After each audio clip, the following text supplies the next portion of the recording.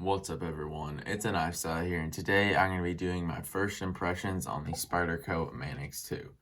This has been a knife that I've been looking to pick up for a while. One, because of this locking mechanism. I just wanted to try out Spyderco's kind of version of the axis lock, even though I know that it is different. But a lot of people say that the Spyderco Manix is their favorite Spyderco, so I figured I would give it a shot. And this is not a stock version, or this was either a dealer exclusive or sprint run. I don't really know, but it was a limited edition at least, and it is in CTS XHP steel with green G10 handles, and the ball lock has like the clear plastic on it.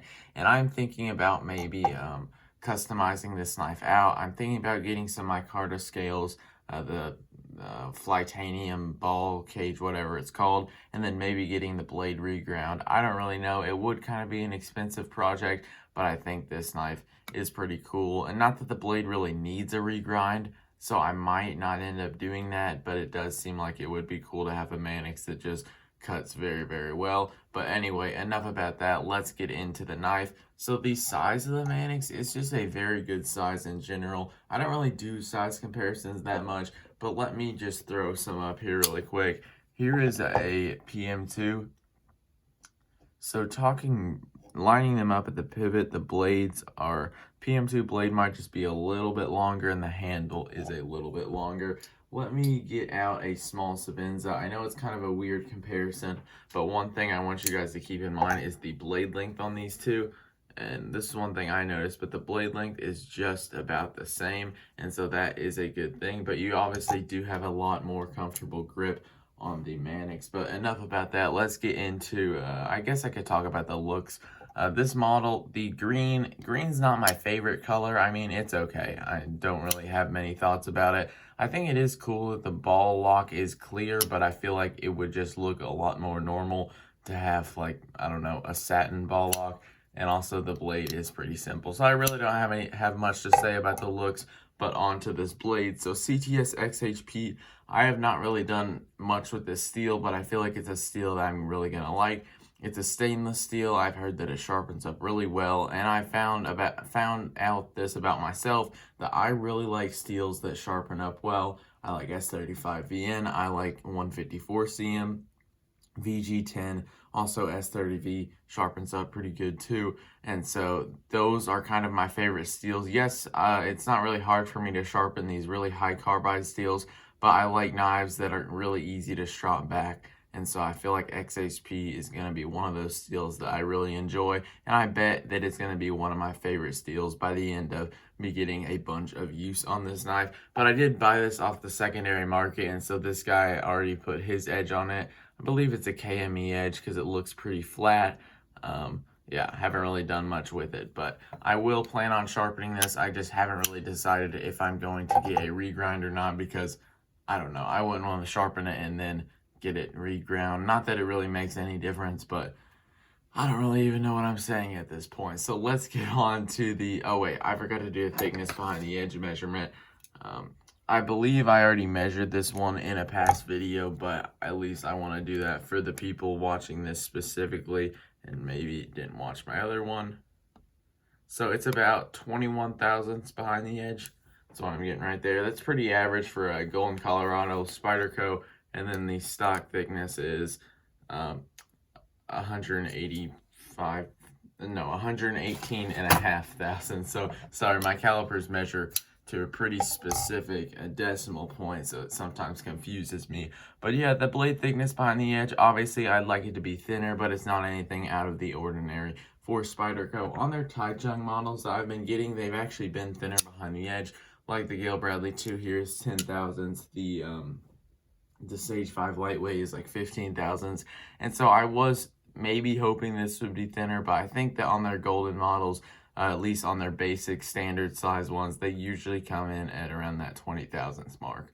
So for the fit and finish and lockup, and this one is pretty good. Looking at the centering, it is slightly off-centered to the right.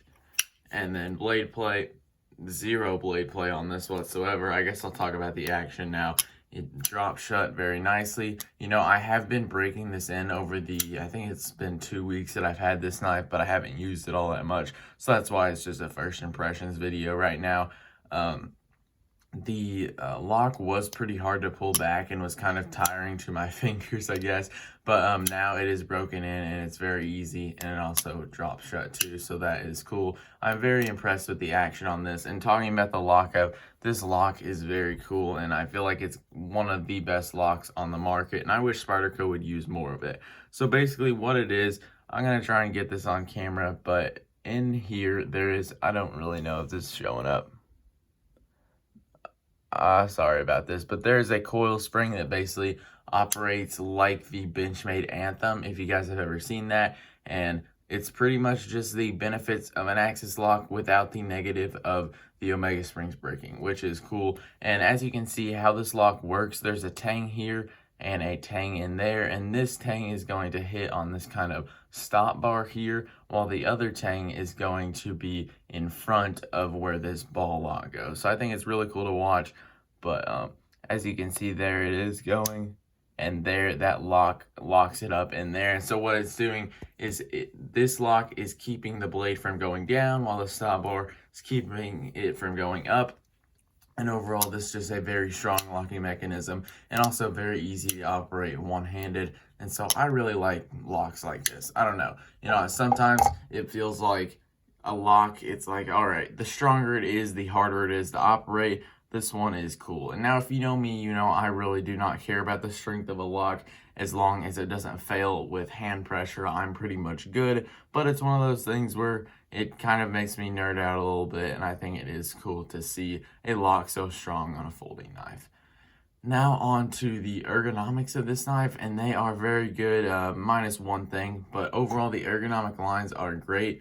It is just very comfortable in this grip here. Also like this, it is good, and choke back is also very good too. My main complaint with the ergonomics, you've probably seen it coming, but the jimping, I just don't really think the jimping on here is necessary. Even though it's not super sharp, it is one of those things that you're going to start feeling it over time. Also, the jimping on this thumb ramp is a little bit odd because that top jimp, I don't know, it's very kind of extreme and almost like a stair step. So this is really holding your finger in, and also it's got these finger grooves which actually fit my hand very well.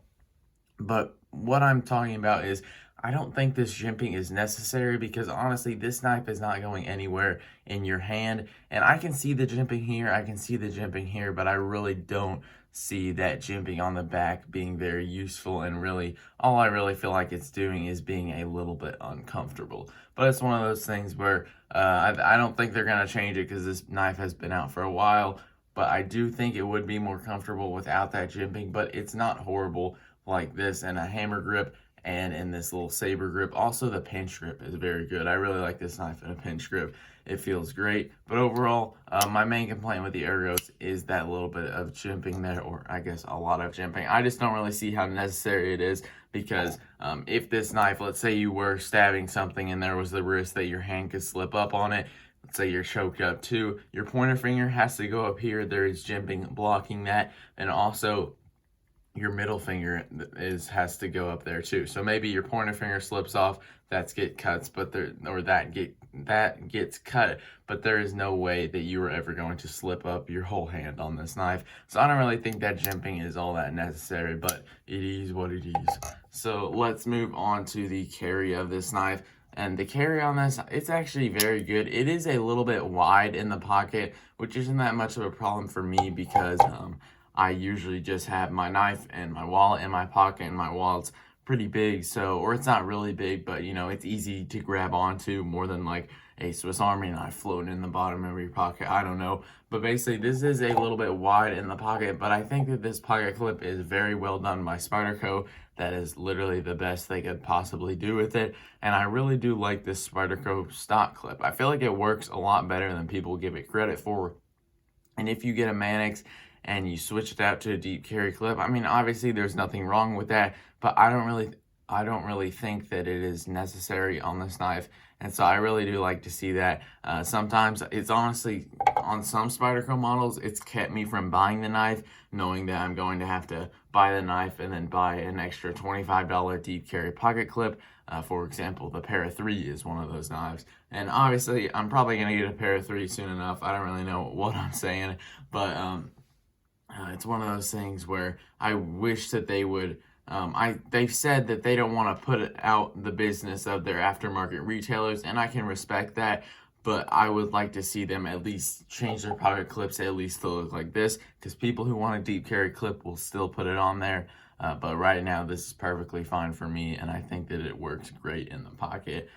But onto the action. Oh, I guess I already talked about it a little bit. I didn't really talk about the deploying action, so I really like the axis lock style of lock because it is very easy to thumb roll. Because even though it might seem like there is a large D10 on here like that, there really isn't. It's really just the strength of the spring, and so when you break it, or when you break the D10, you're really just pushing up against that spring. So instead of being kind of like 2 steps with the thumb roll, like this one is, like this CJRB Central, this D10 is probably too strong for a thumb stud, so it's like up there and then there. You can't really thumb roll it all that easy, but this one you're really just fighting that spring tension, and so it's very easy to thumb roll. You can also thumb flick it, Spidey flick it, do all the fun stuff with it, and it's a very smooth knife and a very well tuned action. On for the value, I got this knife for $150 on the secondary market, which is what is it? I looked up the price of the actual model, and it was, I believe it was $160 brand new. So I think that that's pretty good. The market for Manix 2s on the secondary is pretty solid. I would suggest looking at it. I think there are some that may go up in value, like the burnt orange Rex 45 one. I'm not entirely sure, but I would suggest that, the price I got on it wasn't crazy, but it wasn't bad at all, and so I'm happy with it. But talking about the basic version, now that I'm doing it, I don't really know the price point on this. So I'm sorry about that. You guys can look that up, but I'm just going to be talking from my perspective on this knife. $150 for XHP G10 and the ball lock. And this knife was pretty much brand new, other than he sharpened it and there was one little scratch in that G10.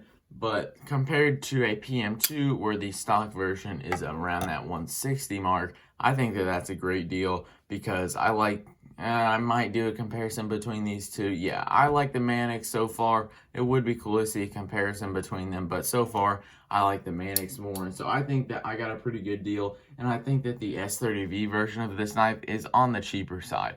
But it is getting close to 2021, so Spyderco might do their annual price increase. So I'd suggest if you're going to buy a Spyderco, make it the excuse of that price increase and buy it now. But that's going to do it for the video. Thank you guys for watching. Don't forget to like and subscribe, and I'll see you guys in the next one.